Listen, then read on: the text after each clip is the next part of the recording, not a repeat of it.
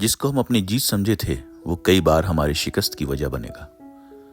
جس کا ہم نے جشن منایا تھا وہ ہمیں کئی بار زخم دے گا. السلام علیکم دوستو، ہم بات کر رہے ہیں آج شاہ بانو کیس کے بارے میں اور اس کے اثرات ہندوستانی مسلمان کے اوپر. شاہ بانو کیس بہت ہی مشہور کیس ہوا تھا. یہ قریب 1978 میں یہ کیس جو ہے اچانک سرخیوں میں آیا تھا، اور اس کی وجہ یہ تھی کہ شاہ بانو جو کہ مدھیہ پردیش کی رہنے والی تھیں اور ان کے شوہر ایک وکیل تھے، انہوں نے شاہ بانو کو طلاق دے دیا اور بچوں کے ساتھ انہیں گھر سے نکال دیا. اب یہاں پہ دو چیزیں غور کرنے کی ہیں. طلاق دیا کس عمر میں؟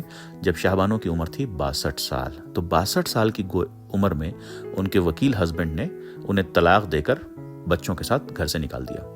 انہوں نے اس کے بعد کورٹ کا دروازہ کھٹکھٹایا کہ ہمارے پاس خرچ کے لیے کوئی ذرائع موجود نہیں ہے. تو لوکل کورٹ نے فیصلہ سنایا کہ 25 روپے انہیں مہینے مینٹیننس کے طور پہ دیا جائے.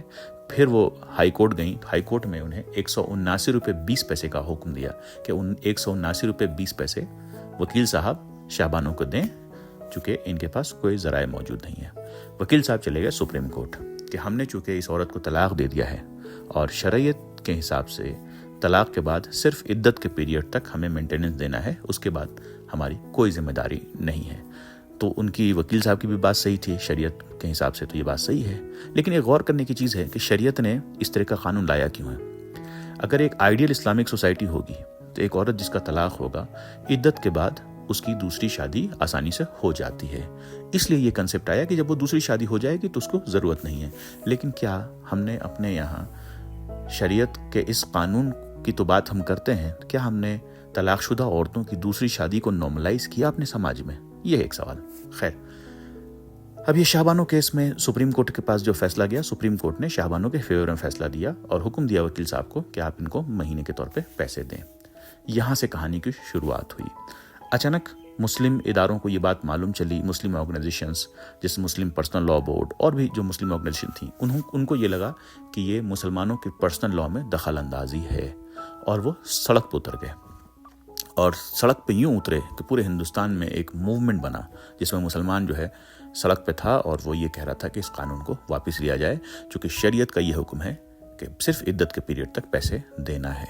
نتیجہ یہ ہوا کہ کانگریس کے اوپر ایک بڑی ہی پریشر پڑا اور کانگریس کی گورنمنٹ نے آخرکار 1986 میں فل میجورٹی کے ساتھ پارلیمنٹ میں ایک ایکٹ پاس کیا جس کو کہہ سکتے ہیں مسلم ویمن ایکٹ، جس کے تحت سپریم کورٹ کے اس فیصلے کو رد کر دیا گیا اور یہ کہا گیا کہ مسلمان ہسبینڈ اپنی بیوی کو طلاق کے بعد صرف عدت کے پیریڈ تک پیسے دے گا، اس کے بعد اس کی ذمہ داری نہیں ہوگی. تو یہ تھا شاہ بانو کیس. اب ذرا سا اس کے اثرات کو سمجھنے کی کوشش کریں. اس کے امیجیٹ اثرات کیا ہوئے؟ امیجیٹ اثرات یہ ہوئے کہ کانگریس کی گورنمنٹ کے اوپر مسلم اپیزمنٹ کا الزام لگا، جو آج بھی آپ سنتے ہیں کہ مسلم اپیزمنٹ کرتی ہے کانگریس، مسلم اپیزمنٹ کرتی ہے. یہاں سے شروعات ہوئی. یہیں سے شروعات ہوئی ایک موومنٹ کی کہ یونیفارم سول کوڈ کا پہلی مرتبہ نام آیا کہ یونیفارم سول کوڈ ہندوستان کے اندر میں لاگو ہونا چاہیے تاکہ کسی کو مذہب کے بنا پہ اس طرح کا ڈسکرمنیشن نہیں ہونا چاہیے.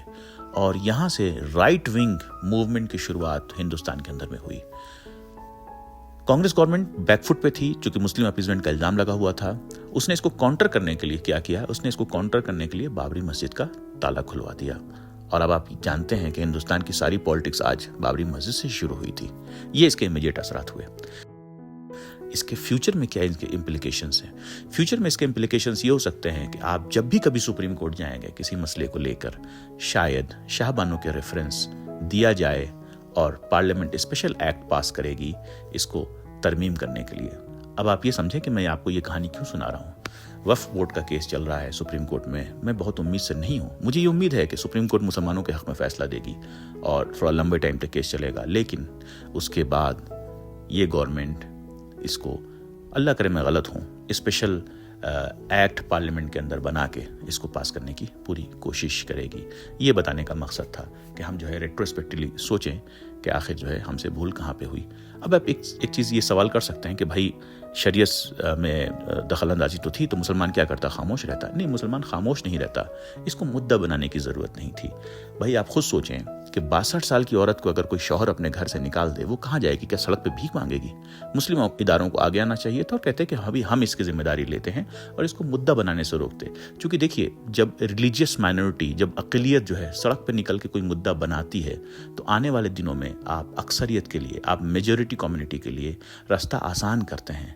جب آپ سڑک پہ نکل کے کوئی قانون میں بدلاؤ کی بات کرتے ہیں تو پھر آپ اپنے خلاف جو ہے ایک دو دھاری تلوار کی طرح ہے، اپنے خلاف آپ ایک موقع دیتے ہیں ریلیجیس میجورٹی کی کہ وہ بھی سڑک پہ نکل کے اسی طرح سے چیزوں کو ترمیم کرائے.